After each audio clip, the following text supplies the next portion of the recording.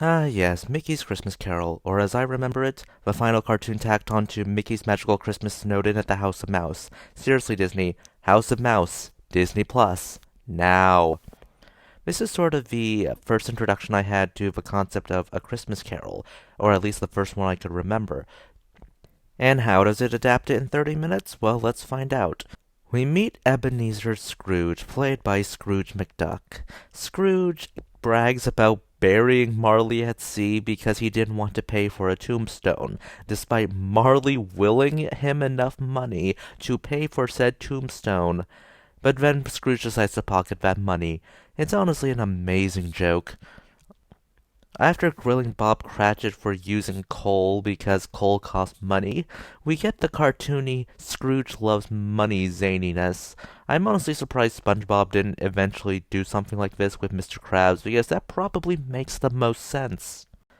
Then we get to see Donald playing Fred. Well, this was certainly an interesting casting choice because it was a bit interesting seeing Donald be this happy. Then again, when I watched this as a kid, this was attached to a whole cartoon about how Donald was being a big old grouch, so seeing him actually happy was, well, better. I also love how Scrooge decorates the whole place with time is money and talk is cheap signs. After quite literally kicking his nephew out the door and slamming the door in the face of collectors for the poor, I am a bit miffed that Scrooge doesn't say anything about decreasing the surplus population because that's sort of his whole shtick. We eventually go to his home. Scrooge is disturbed when he sees the door knocker turn into Jacob Marley, played by this universe's Goofy. I know some people have a bit of a problem with how Goofy is playing Marley, who swindled everyone, but given that Marley's antics were played up for laughs and then immediately stopped, and the fact that A Christmas Carol is pretty dark, I think we could use some levity with this. Anyways, after threatening Scrooge with three ghosts, Scrooge gets visited by the first one, Jiminy Cricket, playing the Ghost of Christmas Past.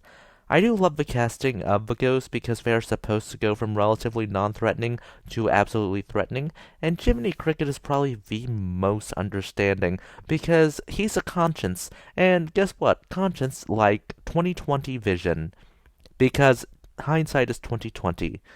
That was a terrible joke. So in terms of miscast characters, why is Daisy playing Isabel when she's associated more with Donald? I mean, I know you can fudge things around here and there, but this is just weird.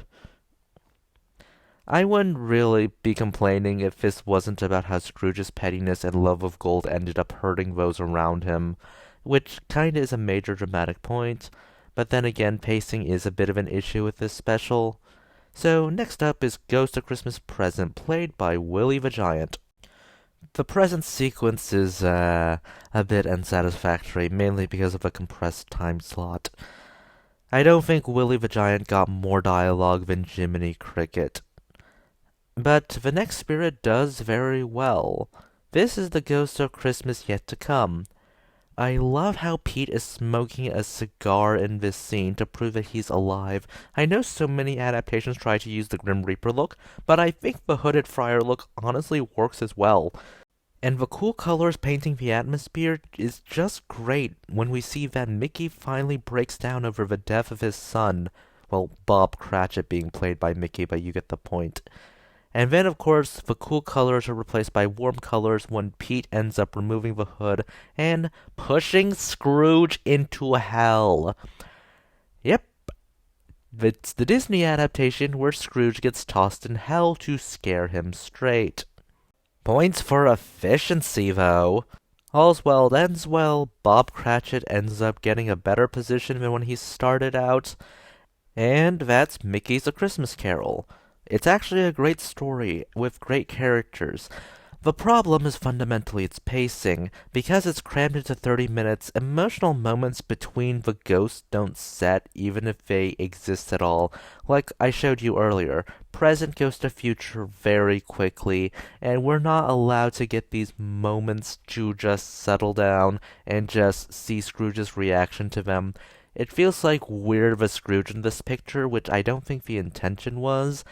But at the same time, not seeing Scrooge's reaction to various scenes does harm this special a bit because it is on a time crunch. But it's an overall enjoyable special.